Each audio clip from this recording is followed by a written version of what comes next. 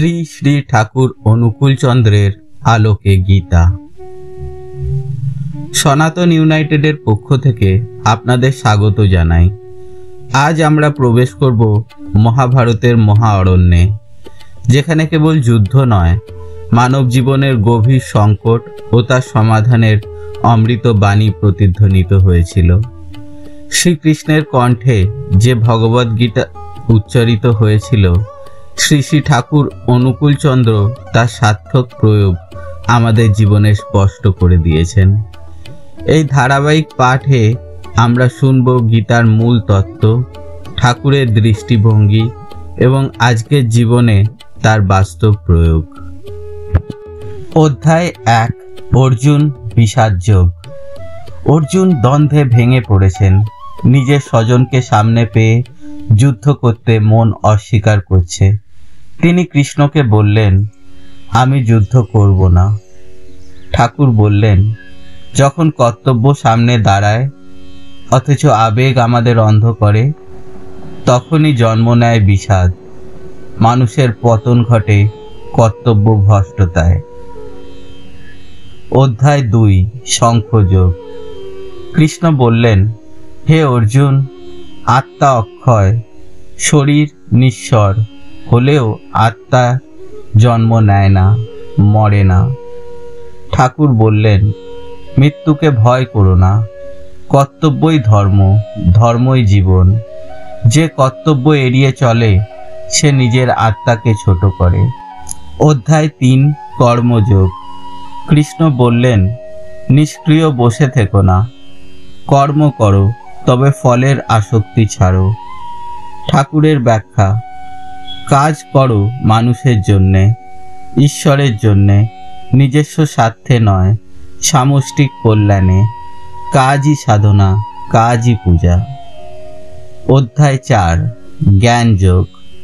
কৃষ্ণ ঘোষণা করলেন, আমি যুগে যুগে অবতার হয়ে আসি, ধর্ম প্রতিষ্ঠা আর অধর্ম নাশ করতে।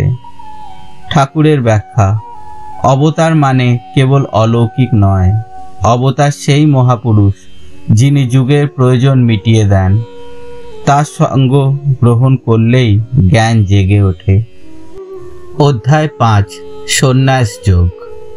কৃষ্ণ বললেন, সত্য সন্ন্যাস মানে পালিয়ে যাওয়া নয়, সত্য সন্ন্যাস মানে কর্তব্যে নিবিষ্ট থাকা, আসক্তি ছাড়া। ঠাকুর বললেন, যে সংসারে থেকেও সেবা করে সেই আসল সন্ন্যাসী। পালানো দুর্বলতা, কাজ করাই শক্তি। অধ্যায় 6, ধ্যান যোগ। কৃষ্ণ বললেন, ধ্যানই সে যে মনকে ঈশ্বরের মধ্যে স্থির রাখে। ঠাকুর ব্যাখ্যা দেন, ধ্যান মানে পালিয়ে গিয়ে শূন্যে বসা নয়, ধ্যান মানে সেবায় মগ্ন মন, গুরুতে স্থির চিন্তা। মন যদি ঠাকুরে বাঁধা থাকে তাহলে আসল ধ্যান সফল হয়। অধ্যায় 7, জ্ঞান বিজ্ঞান যোগ। কৃষ্ণ বললেন, আমিই সব কিছুর মূল, আমাকেই জানো, আমাকেই বোঝো। ঠাকুর বললেন, জ্ঞান মানে শাস্ত্র পড়া, বিজ্ঞান মানে সেই জ্ঞানকে জীবনে প্রয়োগ করা।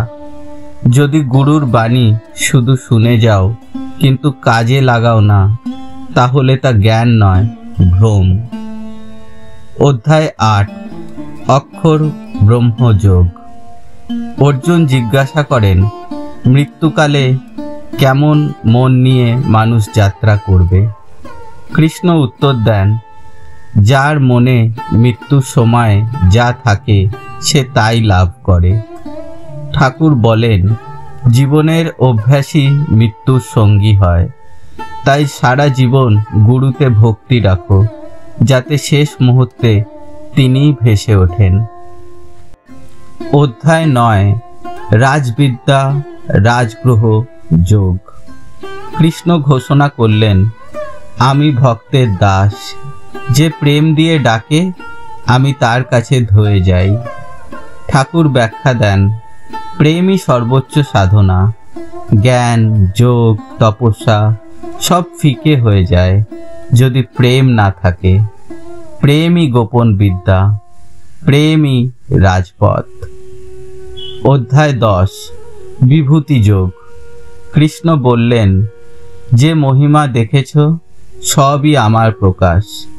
অর্জুন, আমি সেই শক্তি যা শ্রেষ্ঠত্বে দীপ্তি। ঠাকুর বললেন, দেবতুল্য গুণ মানে ঈশ্বরের ছায়া। যাকে তুমি শ্রদ্ধা করো তার মধ্যে কৃষ্ণ প্রকাশ আছে। তাই বড়কে প্রণাম করো, গুরুতে সমর্পিত হও। অধ্যায় 11, বিশ্বরূপ দর্শন। কৃষ্ণ অর্জুনকে দেখালেন বিশ্বরূপ। অসংখ্য মুখ, অসংখ্য মহাশক্তি, ভয়ঙ্কর ও মহিমাময়। অর্জুন স্তব্ধ হয়ে গেলেন। প্রভু, আপনি অনাদি, অনন্ত, মহিমাময়। ঠাকুর বললেন, যখন গুরু দৃষ্টিতে ঈশ্বর প্রকাশ পান তখন মনে ভয় ও ভক্তি মিলেমিশে যায়। সেই ভয়ই রক্ষা করে, সেই ভক্তিই বাঁচায়। অধ্যায় 12, ভক্তি যোগ। অর্জুন প্রশ্ন করলেন, কে শ্রেষ্ঠ, যে নিরাকারকে মানে নাকি যে সাকার ভক্তি করে? কৃষ্ণ বললেন, যে সাকার রূপে ভক্তি করে সেই আমার নিকটে। ঠাকুরের শিক্ষা, ভক্তি মানে জীবন্ত সত্তায় প্রেম।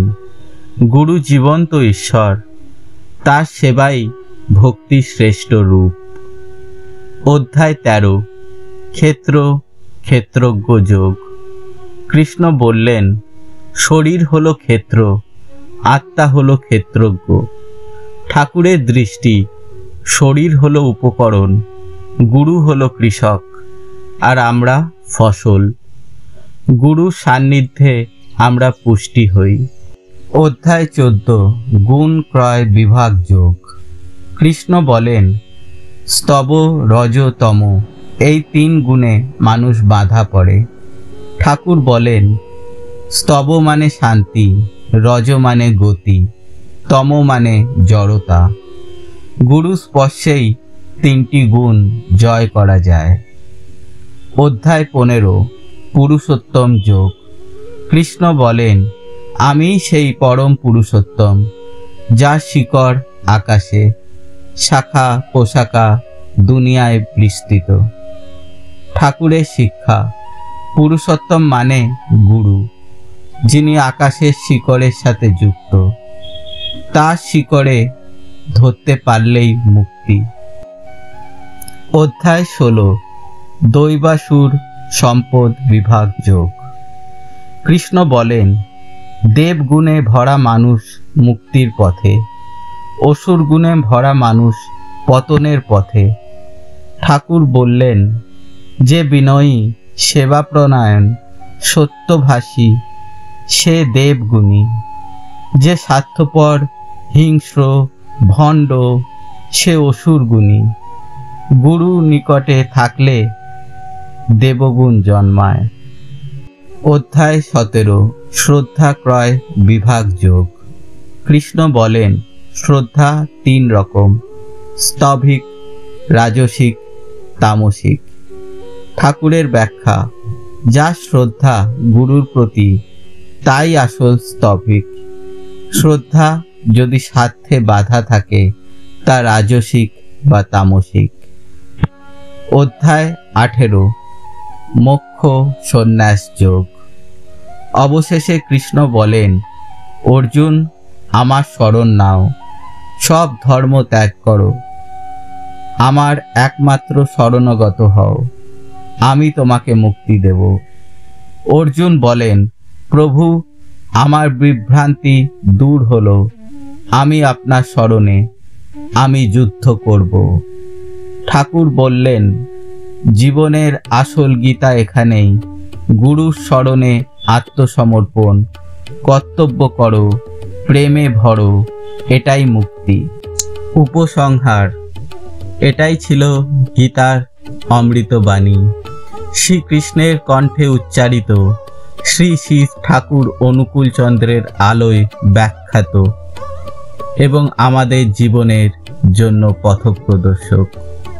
আপনাদের সকলকে ধন্যবাদ সনাতন ইউনাইটেডের এই যাত্রার সঙ্গে থাকার জন্য। আশা করি এই আধ্যাত্মিক আলো আপনার জীবনকে আরও উজ্জ্বল করবে। জয় শ্রীকৃষ্ণ, জয় গুরু, জয় সনাতন ধর্ম।